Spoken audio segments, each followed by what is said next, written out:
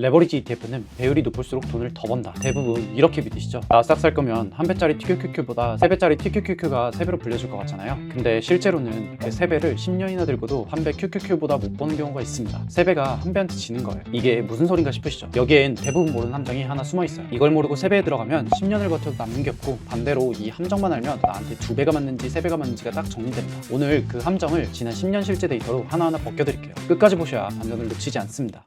먼저 당연하게 믿는 걸 하나 부술게요. TQQQ 오래 묻어보면 QQQ보다 3배 벌겠지? 인정할게요. 지난 10년간 보면 TQQQ가 더 벌었어요. 연평균 TQQQ는 약 44%, QLD는 36%, 3배가 이긴 거 맞습니다. 근데 여기가 함정이에요. 그건 지난 10년이 거의 안 쉬고 오르기만 한 특수한 장이라 가능했던 거예요. 시장이 위로 못 가고 옆으로 출렁이기만 해도 3배는 녹습니다. 이걸 변동성 잠식이라고 해요. 숫자로 볼게요. 10년 전 1000만 원을 딱 한 번 넣고 묻어뒀다면 QQQ는 약 7천만 원, QLD는 약 2억, TQQQ는 약 3억 5천만 원이 됐어요. 숫자만 보면 3배가 압도적이죠. 여기까지만 보면 역시 3배가 최고네 소리가 절로 나옵니다. 근데 그 3.5억이 되기까지가 문제예요. 2022년 나스닥이 30% 넘게 빠졌을 때 TQQQ는 고점 대비 약 80%가 증발했어요. 찍힌 돈의 5분의 1만 남은 거죠. QLD도 반토막 넘게 났고 3배짜리 반도체 ETF는 90% 넘게 빠졌습니다. 몇 억이 찍혔던 계좌가 1년 만에 5분의 1로 쪼그라드는 겁니다. 차트로 보는 거랑 그 순간을 실제로 겪는 건 완전히 달라요. 이걸 버틸 수 있느냐? 이건 이따 다시 여쭤볼게요. 게다가 이 수익도 지난 10년이 유난히 좋았던 덕이에요. 옆으로만 출렁였다면 3배가 2배한테 집니다. 3배의 운명은 시장이 얼마나 흔들리냐에 달린 거예요. 그래서 봐야 할 게 바뀝니다. 얼마 버냐가 아니라 흔들려도 살아남냐예요. 레버리지는 수익만 곱해주는 게 아니라 변동성도 같이 곱해주거든요. 3배는 수익도 3배지만 흔들리면 3배보다 더 크게 옵니다. 바로 이게 함정의 정체예요.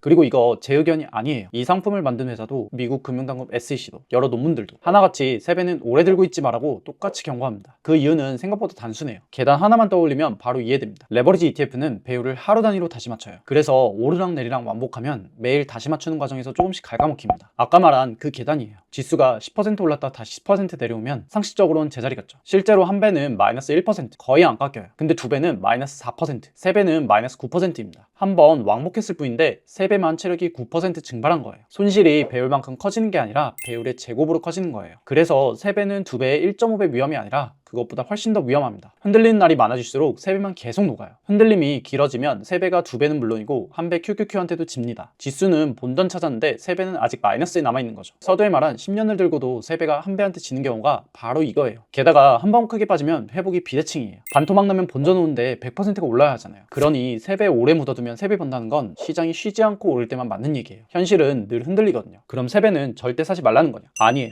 3배가 맞는 경우도 있어요. 2023년 같은 강한 추세장 아니면 짧게 치고 빠지거나 방어 자산이랑 짝지어 규칙대로 굴릴 때, 문제는 그냥 사서 오래 방치하는 겁니다. 그때 변동성 잠식이 조용히 계좌를 갉아먹어요. 그러니 오래될 생각이면 순서를 지키세요. 하나, 배율은 2배까지만. 둘, 슈드 같은 방어나 현금이랑 짝지어서. 셋, 많이 흔들리는 구간엔 비중 줄이기. 배율을 낮추는 게 지는 게 아니라 끝까지 살아남는 겁니다. 자, 아까 이따 여쭤본다던 질문. 계좌가 반토막 아니 그 이상으로 빠지는 걸 보면서 추가 매수 버튼 누를 자신 있으세요? 대부분은 못 눌러요. 자신이 없다면 3배는 내 자리가 아닌 거예요. 제일 좋은 전략은 내가 끝까지 안 팔고 버틸 수 있는 전략입니다. 한 문장으로 줄이면 3배 버튼은 부자 버튼이 아니에요. 시장이 한번 흔들릴 때마다 그 버튼이 계좌 체력을 제일 많이 깎습니다. 화려한 배율이 아니라 살아남는 구조가 이겨요. 딱 하나만 스스로 물어보세요. 내 계좌가 60% 빠져도 안 팔고 버틸 수 있나? 버틸 수 있으면 3배도 방법이고, 손이 떨리면 2배나 그 아래가 답이에요. 댓글에 버틴다 못 버틴다 한마디만 남겨주세요. 다음번엔 2배 QLD를 슈드랑 어떻게 섞는지 데이터로 백테스트로 보여드릴게요. 오늘 내용은 종목 추천이 아니라 구조 이해를 위한 교육이고 판단은 본인 몫입니다. 지금까지 여의도 아빠였습니다.